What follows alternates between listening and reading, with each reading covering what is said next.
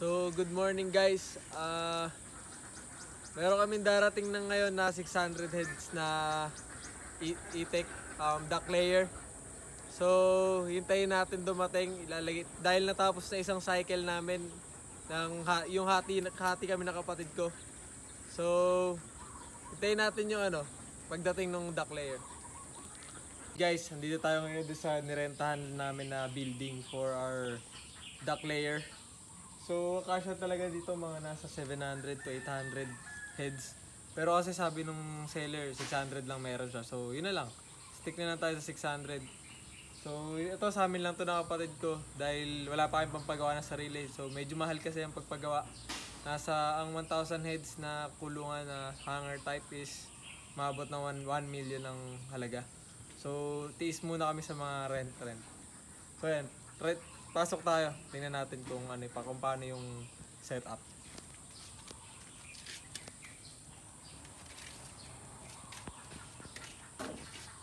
So, ayan yung setup. Doon yung lagyan ng tubigan. Dito sila mag-stay. Ito yung laglagan ng itlogan nila. So, dito mo na lang sila pupulutin. So, ito. Dito mo lalagay yung feeds sila. Bali, auto feeder na yan. Lagyan mo lang ng feeds. Pag nilalagay na doon. Yun lang. So, tour lang tayo. Medyo madumi. Dahil okay lang naman yan. So, yan. Ganun, pare-parehas lang yan. Dito ka mamumulot ng itlog. Dahil nabubuksan yan. Yan. Naiaangat. Tapos, kulang itlog dyan. Ganun. So, yun. Hintayin na lang natin yung mga itik na darating. 600 heads. Hintayin na lang natin yun. Tapos makikita natin kung paano talaga i-setup dito. Makikita natin kung saan sila nakalagay. So yun lang, salamat. Ayan, dumating na yung mga itik namin. Dumating na yung mga itik, pupunta na siya dun sa may inirentahan naming farm. Ayan. So mamaya na lang, dun na lang sa pagdating na dun. So, wala na yung mga itik na ilalagay dun. Ilalagay natin sa duck layer cage.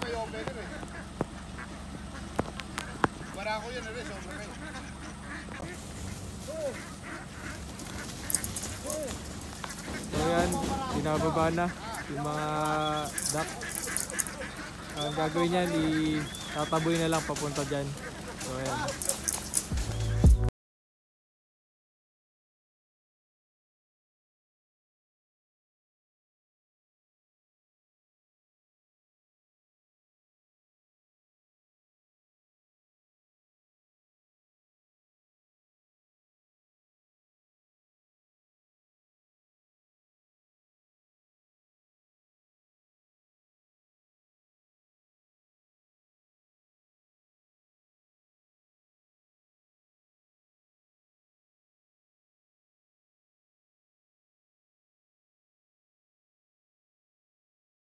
Pagpahingayin muna natin dahil stress yan sa biyahe bago natin idalhin dun sa farm. Ayan. So yun, tataboy na natin siya dun sa cage, sa mga paglalagyan niya. Tataboy na natin dun. So ayan, ayan yung mga tao. Sila yung mga nag-aalaga ng mga itik namin. Ayun pa yung isa naming building, 2 building yan na hindi makita dahil medyo malayo. So ayan, nalagay namin dun yan. So hintay lang. So yun, tataboy natin siya dun. Tataboy natin siya dyan para mailagay ng 5-5 dun sa mismong lalagyanan nila.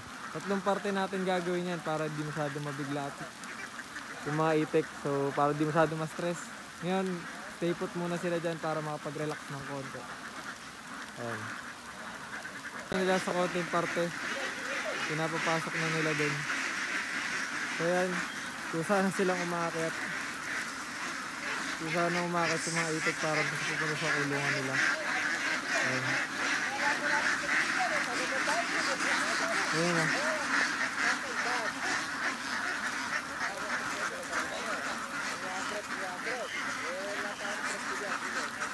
Ayan pa yung mga natitira.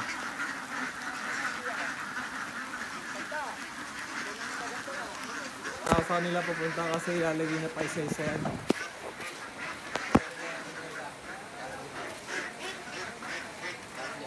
Ayan, nilagay nila ng harang. Ayan, ilalagay na yung iba. Ayan, ilalagay na.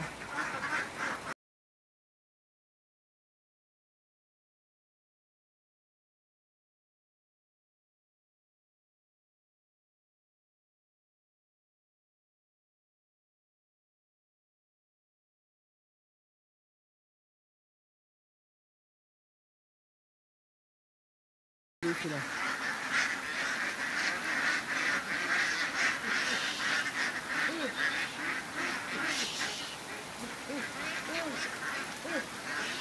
Ayan, ayaw kumakat, ayaw magsiakyat. Gusto nga. Ayan, kaya taboy na. Kasi lalagay lang natin ulit dyan sa mga parte-parte na yan.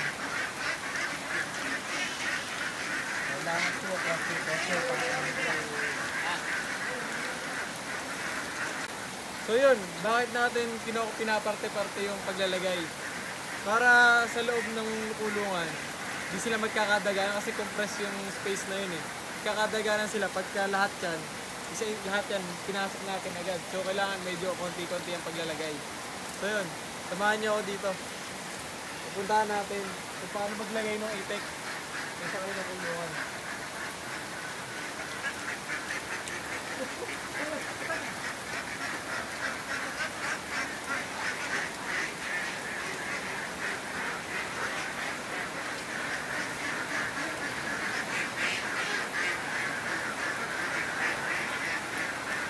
Paano ba nalalaman pagka yung itik lalaki o babae?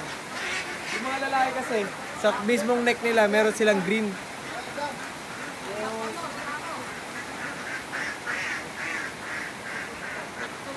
So yan, may balak silang tumakas.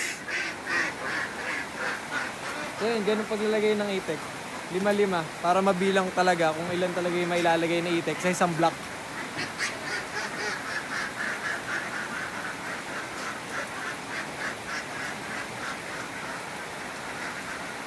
Yung mga barako, yung mga may kulay green sa bandang batok, sa kulay nila sa leeg.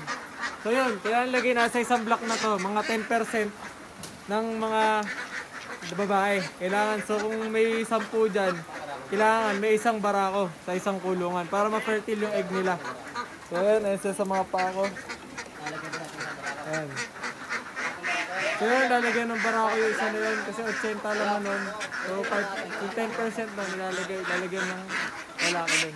Ayan, lalagyan natin ng barako yan para yung percentage ng pagkaroon ng balot. Kasi kailangan ng balot fertile yung egg nila. So kailangan yung may lalaki talaga dyan sa mga yan.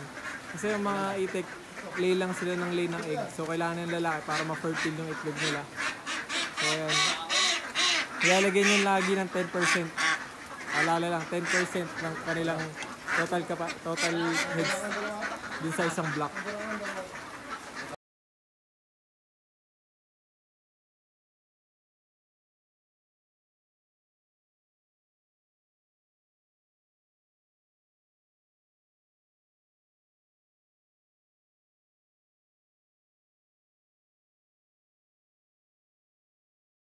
Nagtaboy.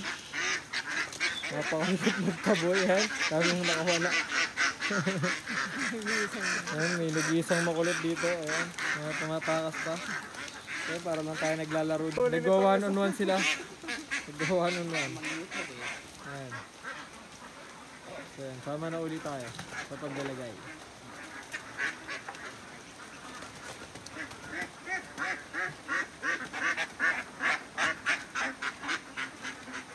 Ayan, huling block na lang nang lalagyan.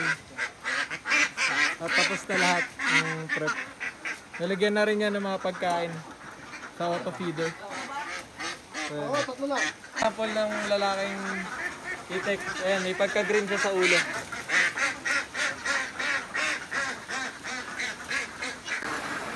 So yun guys, nalagyan na natin lahat. Lahat ng mga itik sa kanila kay kanilang block. So may naka-ready ng mga pagkain dyan. Ayan, makikita nyo. May naka-ready ng pagkain. So, pag nagutom yung mga yan, kakain yan. So, yun. Magkano nga ba inabot nito? Ang isang itik kasi nagre-range siya sa 220 to 260 per head. So yun, itong nakuha namin nasa 240 per head. So times na lang natin siya sa 600 para makuha niyo kung magkano yung kung magkano namin nabili yung mga itik na to. So pag may tanong lang kayo, comment down below. So yun lang. So sunod, i-vlog natin kung kailan sila ng itlog, kung magkano kinita nila. Stay tuned lang. Kailangan nyo para mapag-start din kayo ng business ng duck laying. So yun lang. Maraming salamat.